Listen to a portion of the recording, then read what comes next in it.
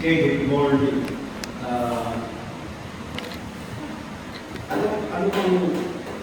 Ano pang i-preach mo ngayon? Di ba pinag-usapan natin the Good Shepherd? Nandun na sa kanta. Kung narinig ninyo, parang yun na. Na yung message natin. And, but anyway, thank you for that confirm message natin. We are so thankful to God at tayo po ay na-bless talaga na meron tayong Diyos na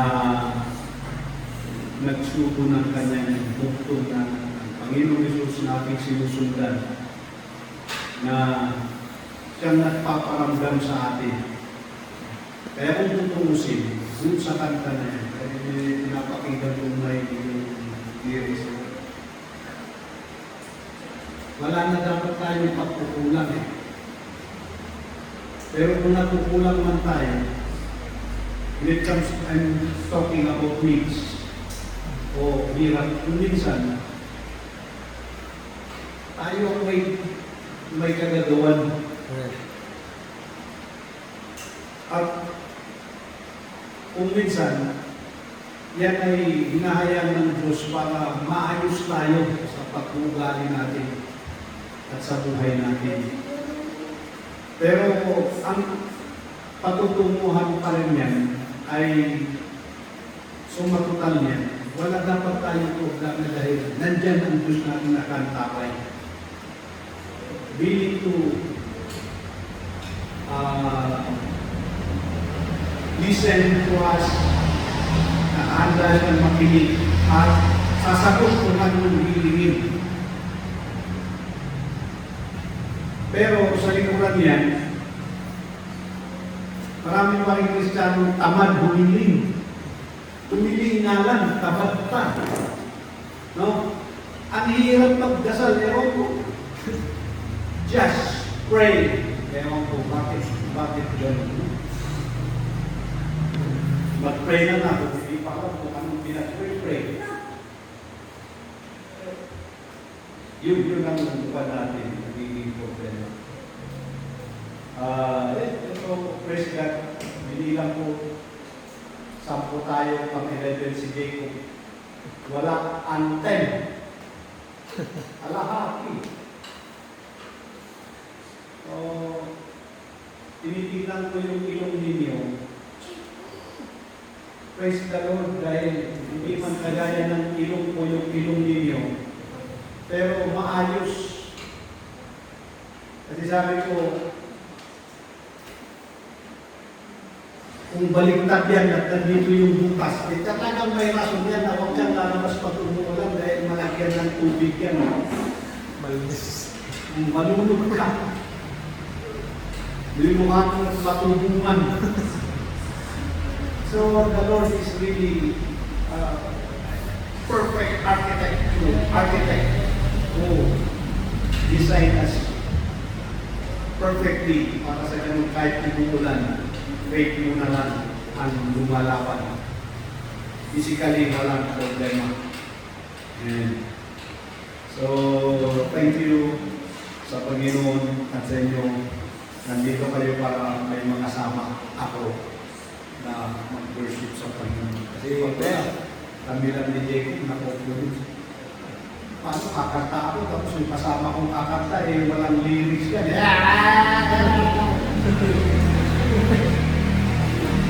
Nag-worship yan, wordless, pero soundful. Gusto niyang mag-worship yan, pero hindi niya magawa Si Daddy gawain niya yan, bata pa yan. So, salamat na nandito kayo ng Panginoon. Pagpatuloy natin, trusting the Good Shepherd, ibasa ko ulit yung text natin, John 10:11. I am the Good Shepherd. The Good Shepherd gives his life for the sheep. Sabi ni Jesus mismo. No? That is the record, John 10:11, na pinakilala ng Diyos ang kanyang sarili that He is the good shepherd. Siya yung mabuti, mabait na pastor. Yan. Kaya kung ako lang, studying the word pastor, sabi ko hindi ako karapat-dapat. Kaya sabi ko, pag tinatawag niyo akong pastor, nagpapasalamat ako. Pero mabigat yan, natawag niyo sa akin. Dahil hindi madaling magpasto, mag-represent ng isang good pastor. No? Hindi ako karapat-dapat na maging pastor. Kaya kung maganda na lang sana sa akin ko noon, gawin ko na lang. Sabi ko, kuya, tito, lolo, uncle, brother. Mas maganda yun. Hindi na pastor. Yung iba, kung yung iba ay gutom na matawag na pastor, ako natatakot. At yung iba lalo na yung reverend. Reverend. Nanginginig ako dun sa reverend. That reverend, wala sa Bible yan na-address. Wala na-address sa Bible na reverend. I tingnan nyo, that word reverend cannot be found in the Bible. Pero ginawa yan na nagpapakita ng posisyon, hierarchy na. Kaya, reverend, kagalang-galang. Kaya di kailanman, yan ang isa pang ayaw ko na pagkakaiba sa pastor.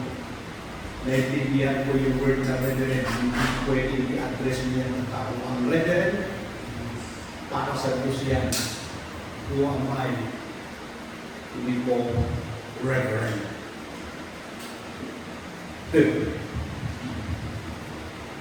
Okay. Sa pastor pa lang sabi natin, good shepherd. Parang mas maganda na sabihin mo na sana, I am a shepherd. Yan, di ba? Ito mabigat to kasi may adjective. I am a good shepherd. Yun ang mabigat yung good na nilagay. And Jesus deserved. Siya talaga ay good.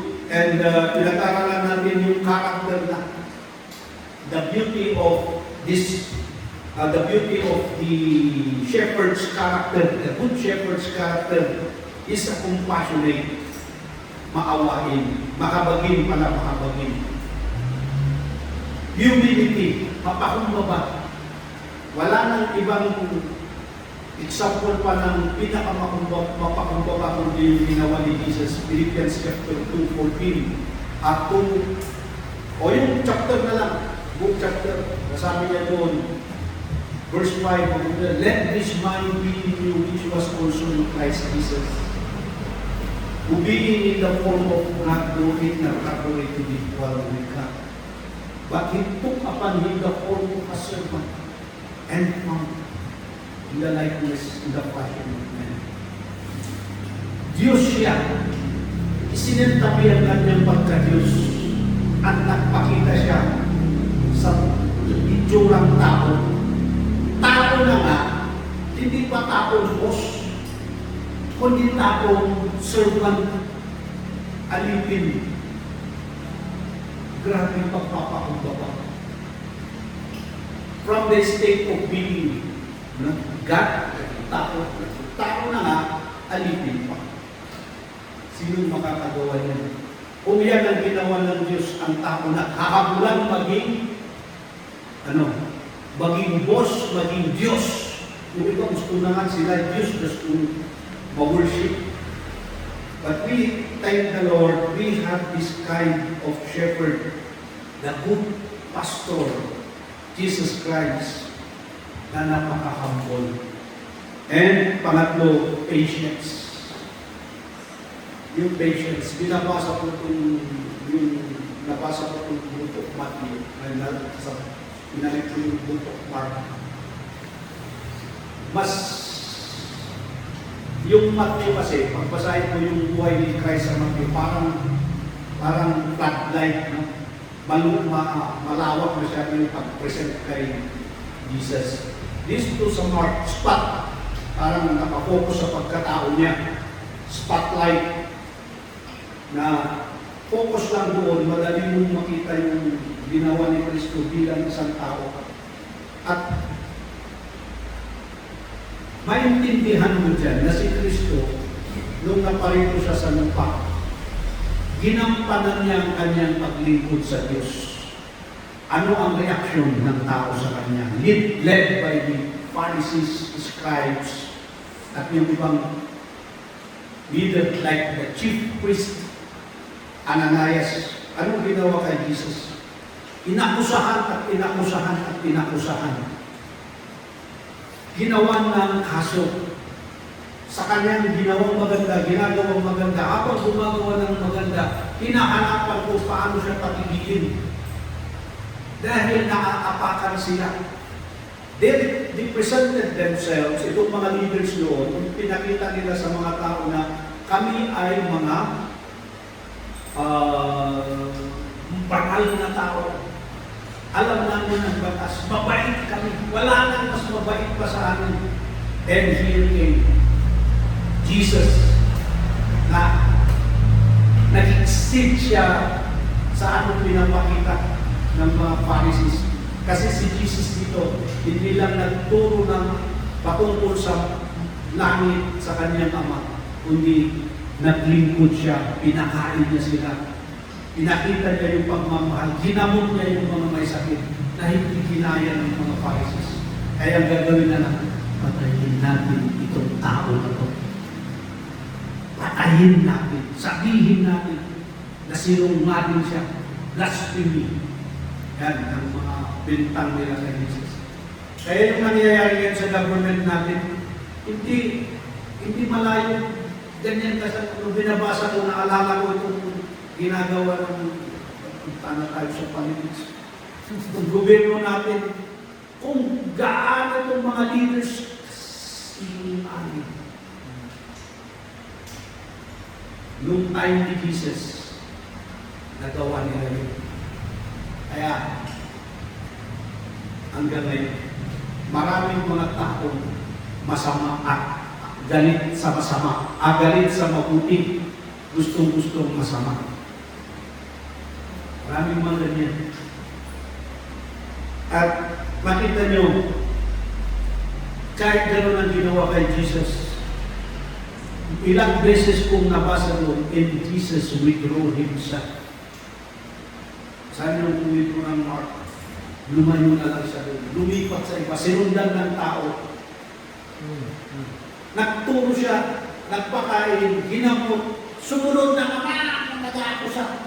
Inaakusa na naman, bawat lugar na puntahan ni Jesus na magturo sa lugar ng balik-balik, Capernaum, sa Galilee, punta ng Jerusalem. Sinusundan-sundan siya. Nakakita na. Bawat lugar, binabangga, kinukontra si Jesus. And again, the Lord Jesus just proved himself. Di niya pinapatunan. Kundi nagpatuloy siya dahil ang tinitignan niya yung mga tao. Yung mga tao na nangangailangan at gustong makinig sa Kanya. Yun ang focus ni Jesus. Nakapokus siya sa ginagawa niya sa mga tao kaysa yung mga tao pumupunta sa Kanya. May mga time din na kinuntract niya sa you hypocrites! Sabi ni Jesus sa kanila. Hipokrito means walang katotohanan sa inyo. Puro kayo plastic, lahat ng pinapakita yung mabuti, kunwari,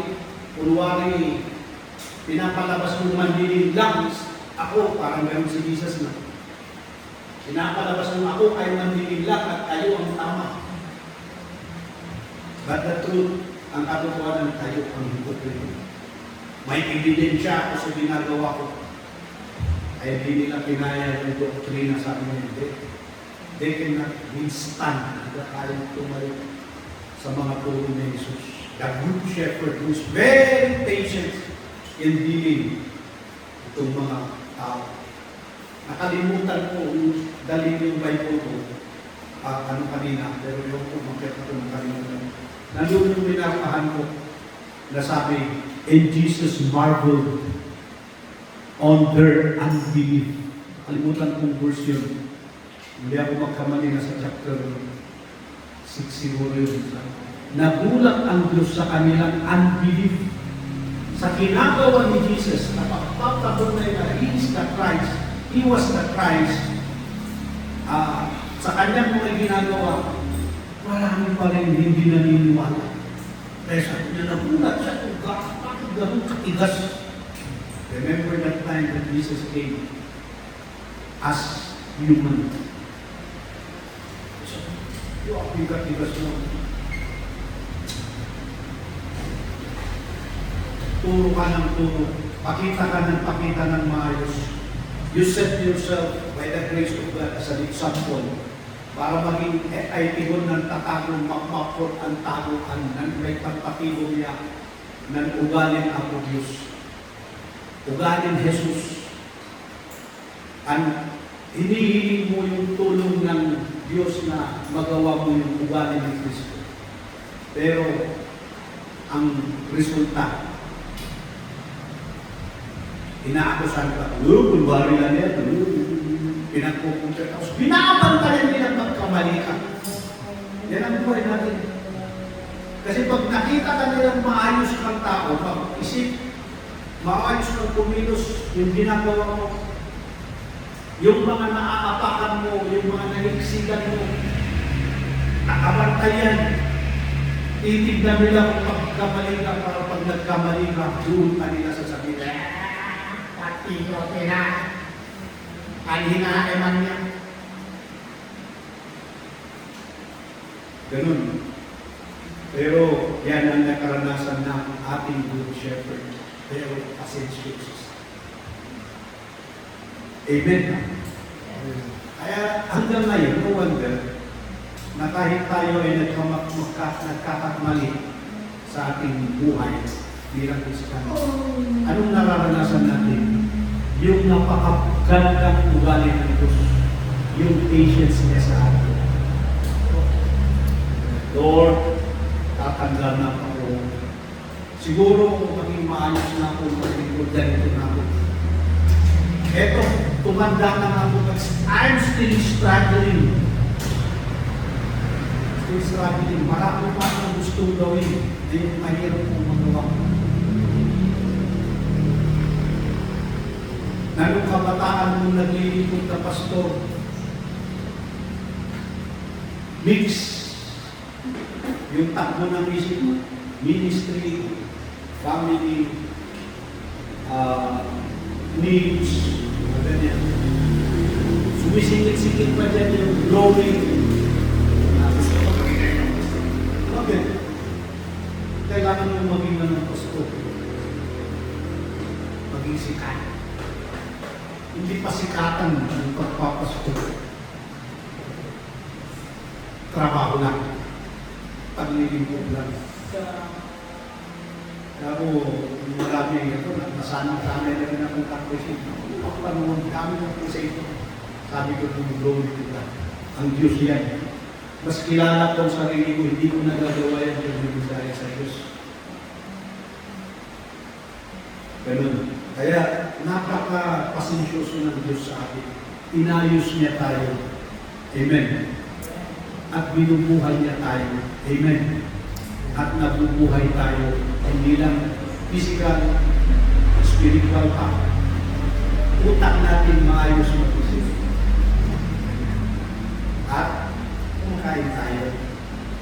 May merienda pa. Kung hindi man tayo kakain, optional na yan. Lalo si Sister Libby. Diet yan ng diet. Nasa kanya na yan. Optional na yan, hindi kakain. Pero hindi tayo kumain dahil pinabayaan tayo ng Diyos. No? Hindi nangyari yan sa buhay. Patience. Your mercy. Next, yung mercy ng Diyos. Matthew 11:29, I am gentle and humble in heart. Sabi niya, yung humble lang ang nasabi niyang heart. Hindi yung ugali ko, yung puso niya, ang puso niya yung mapakumbaba. Kaya nandyan lahat yung pagiging itsura ni Jesus sa atin.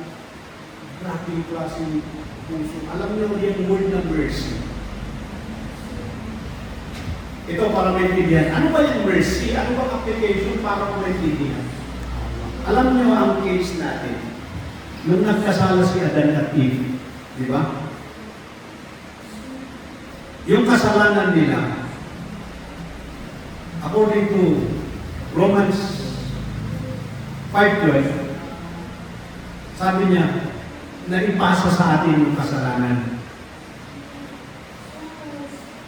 At yung kasalanan na naipasa natin sa atin, kung ano ang consequence niyan, kina Adan, dapat para sa atin din. At malinaw na yung kasalanan na yun, ang consequence, impierno. Kaya dapat pa impierno tayo lahat. Wala tayong pag-asa sa langit. No, we don't have that. Pero alam mo yung gumana dito? The mercy of God. Ang mercy ay nagsasabing, wag na. Parusahan ka sana, wag na. Bakit? Naawa. Naawa ang Diyos. Amen. Grabe. Hindi mo pala talaga dapat tayo. But because of the mercy of God,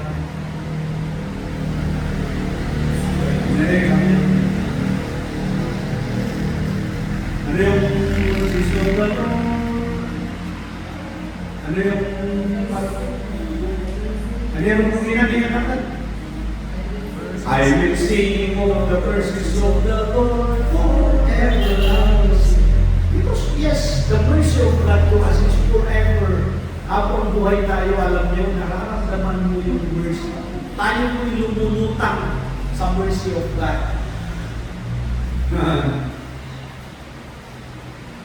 Kung minsan nagkakamali tayo ng desisyon sa buhay, pero bakit hindi tayo na nagsasakol ng consequence nun? Why? Because of the mercy of God. Pakialaman niya tayo. Alam ikaw, hindi ka marunong. Ikaw talaga, hindi ka nakikinig. Ikaw talaga. Hindi niya sabi, okay, pero hindi ka nakikinig. Ito na ang consequence.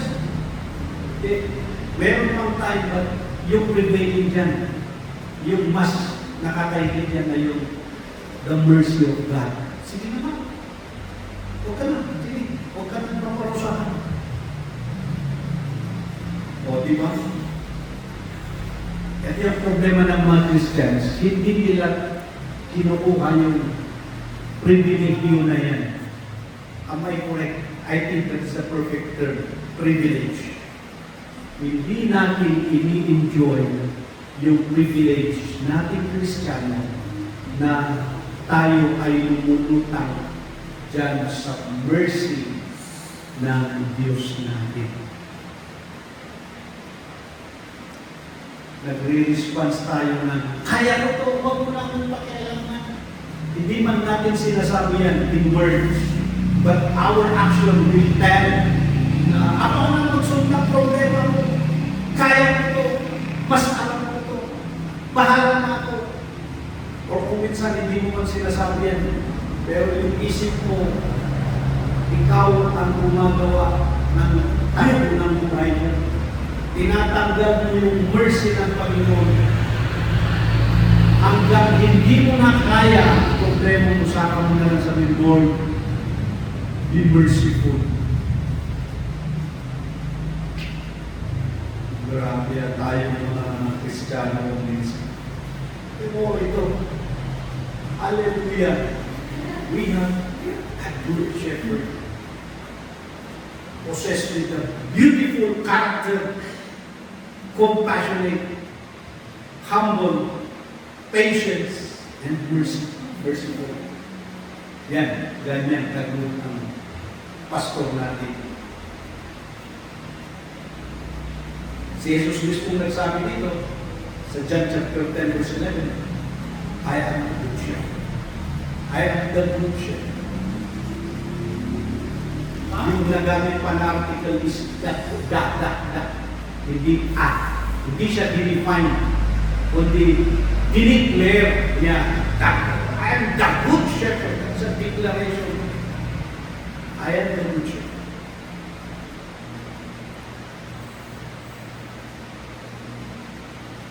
Nasabi ko, dito nyo maintindihan na ang bigat maging pastor. Meron ba akong patience ni Jesus? Minsan nagre-reklamo din ako. Sa dulo. Buti na lang, natuto ako na imbis na magreklamo kayo, panalangin mo na, just pray. Sabi ko,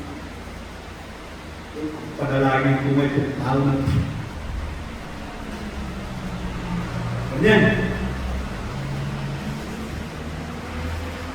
Kaya, alam nyo, habang tayo ay lumalakad with total trust, reliance to our good shepherd na nakikilakad sa atin.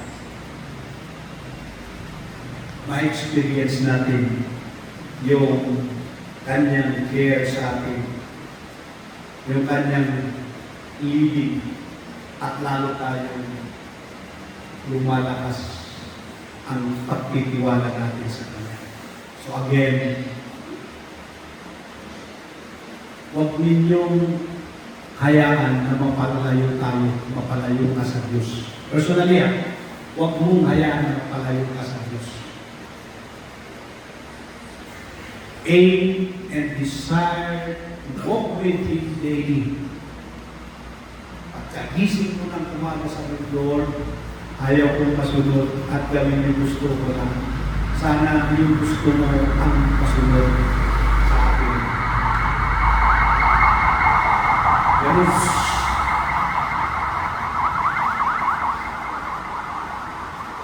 Sana yan, maramdaman niya yung pagiging meron good shepherd sa kanya. Sipin mo kung ikaw yung nakasakay mo. Sandi-sandi dapat na nandito ka. Grabe yung care ng Diyos sa atin. Sige nga, isipin mo. I'll give you just few seconds. Mag-isip ka. Deserve mo ba na ganito ka ngayon, na nandito kang nakaupo ngayon? Deserve mo ba yan? We don't deserve.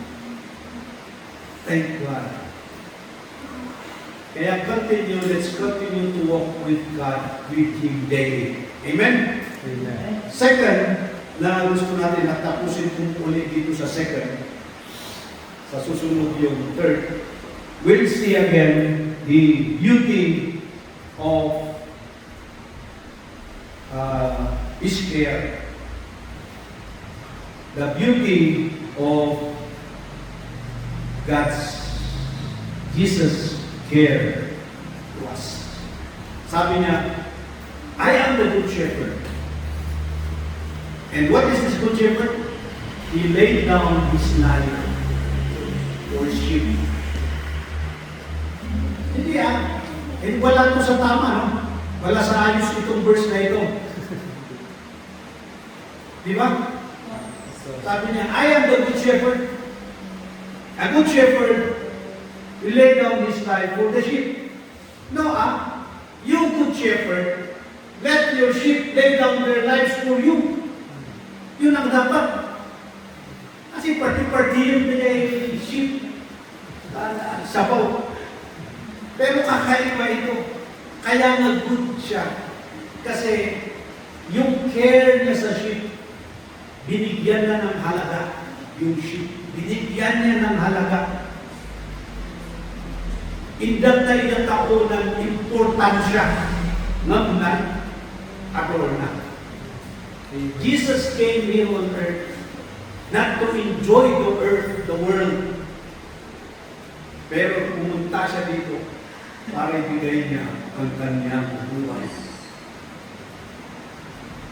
para sa mundo. Saan ka pa makakita ng ganyan na shepherd?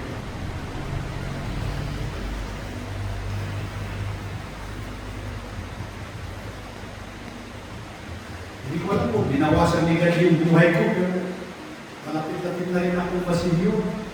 Kasi sabi ko, pasilyo ako, salamat na salamat. Siguro, ang buhay ko siguro, ako sana ng more than 80, baka 90 pa, o 100. Pero naalala ko yung mga prayers ko. Mayroon akong pinag-prayan na tao. Nakita ko na ako sa bata sa sakit niya na biliary.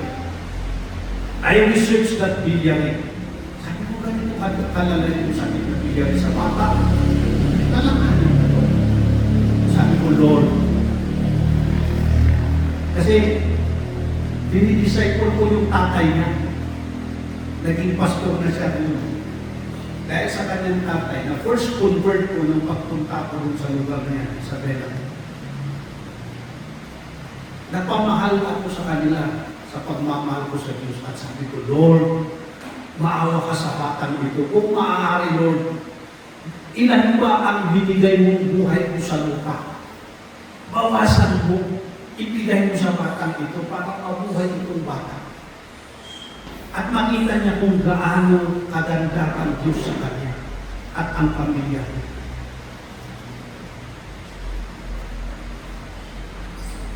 Siguro nasa kwan pa ko dantay. Early 30s pa yung taon ko dantay.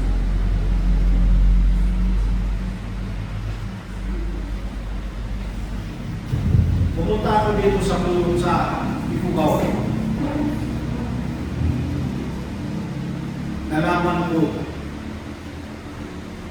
yung sakit ng isang kapatid natin. Sila ang pinakaunang nag-host para mabuo ang church dito. Nalaman ko yung sakit niya. Sinabi ko, meron na siyang sakit na stage 2 damage doon sa kidney. Sabi ko, ang bata, yung bata nila, kung saan dilig yung mga anak. Naawa ako ulit. Pero kung tutusin mo, wala naman ako ganun na awa. Pakialam ko sa iyo, dapat ganun ako eh. But because, I learned, sabi ko, Lord, ilan pa bang natirang buhay ko? Kung asan mo, Lord, bigay mo dito, kawawa naman ng mga bata. Para hindi mag-progress yung stage 2 niya. At ma-dialysis at baka, alam mo, dialysis sa pagkakaalam ko, mahaba na daw yung 15 years na buhay ng dialysis. Kung hindi gumaling sa loob ng 5 years ng nagda-dialysis. Sabi ko, Lord, hindi mo, pawasan mo, di ba niya ako? And I praise God, 8 years na namin dito, stage 2 pa rin. O di, ilan na ang taon niya? Mid-40s na sila. Mid-40s na. Sabi ko, Lord, ilan bang binalas mo? Ilang taon na yung unang lalaki na pinag-prayer ko sa kawayan? Ipapiklas mo sa buhay ko, mahaba pala ang buhay ko sana. I am so thankful na ang Diyos natin ganyan ka-caring. Kaya yan ang mga influence. Bakit ako nakapagdasal ka ng ganyan?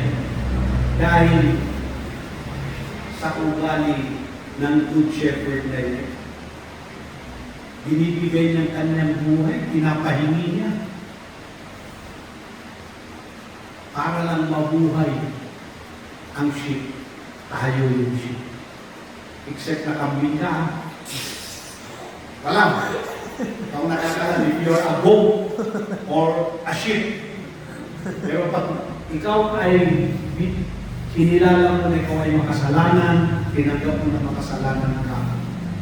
At inako mo yan sa Panginoon na sinabi mo, Lord, I admit na lumba ko lang. You're referring na ikaw ay isa dun sa nabigyan ng kasalanan ni Adan at Eve. Kapag natin yan. Pero sinabi mo, Lord, naiintindihan ko na kung bakit namatay ka sa cross ay para sa kagaya ng mga kasalanan.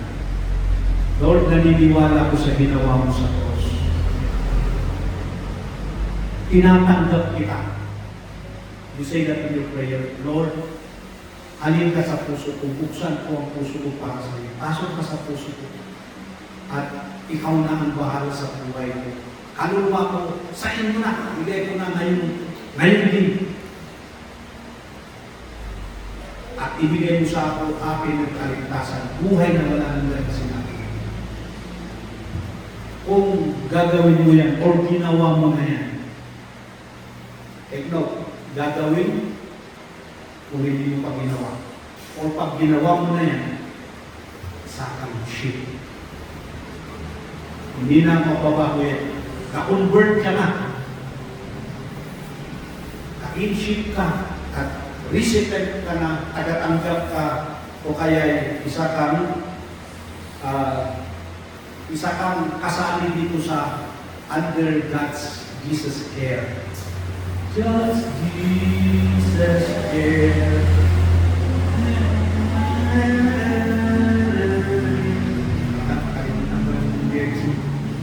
Ang sarap mabuhay under Jesus care. His care is personal. Personal. Opo. Dinidil ka niya araw-araw. Dinidil niya tayo. Because we are His sheep. Dinidil lang. Asan na si Ma'am Redo? Yun siya. That's what our Lord Jesus is doing every day. At wala si Didin. At wala po sa flaps. Hahanapin na yan. Basta niyo sa Bible, ganyan ang ugali ng Diyos. Hanapin ka niya pag ikaw ay nawala. At pag nakita ka niya, kukunin siya na. Buhatin ka mo niya, hindi ka niya pakupang-kurang. Normally, bubuhatin ka niya. At ibabalik ka doon sa focus. Babalik niya tayo. That's how the Lord Jesus cares us. Kaya kung minsan nanghihina tayo, pero ayaw ko na. Nakakasawa yung mukha ni Pastor. Pero bakit? Nandito ka pa rin pa. Because Jesus is there, carrying you out, and bringing you. Dadalhin ka dito. Amen. Pasalamatan natin yan. Nakaranas ka pa ng time na nanihihina ka na. Parang ayaw mo nang mag-church. Tinatamad ka na.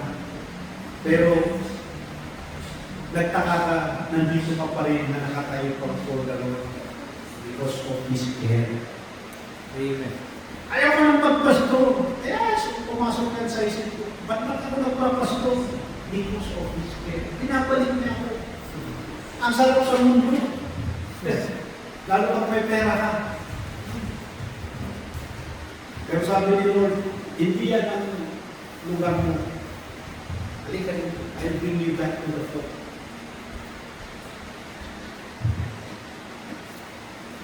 Kaya, Jesus, our good shepherd, pastor, is carrying us personally. And His care is protective. Protective.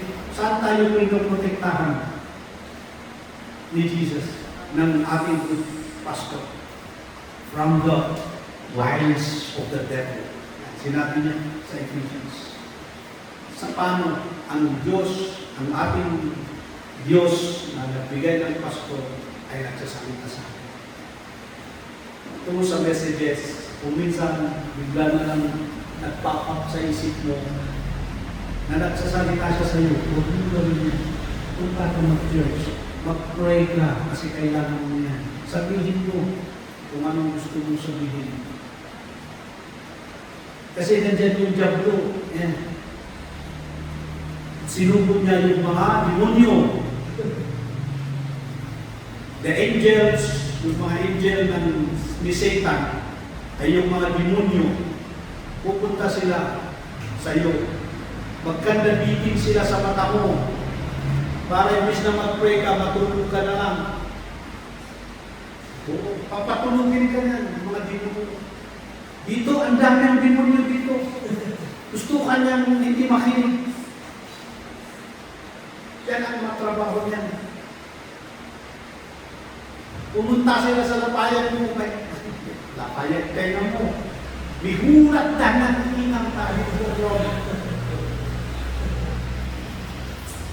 Pero dyan, ang ating pastor, sinasabi dito, kung nangyayari sa sito, tawag ako ng tawag, hindi pa siya ay, may bihurat ng ina. Kunin niya yung cotton buds.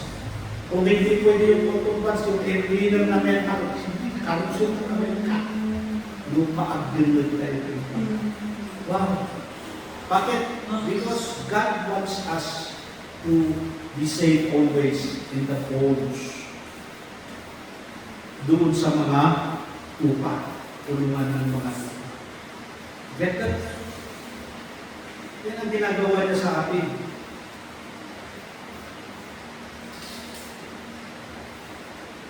And hindi lang to protect us, lastly, yung kanyang care sa atin ay hindi nagbabago.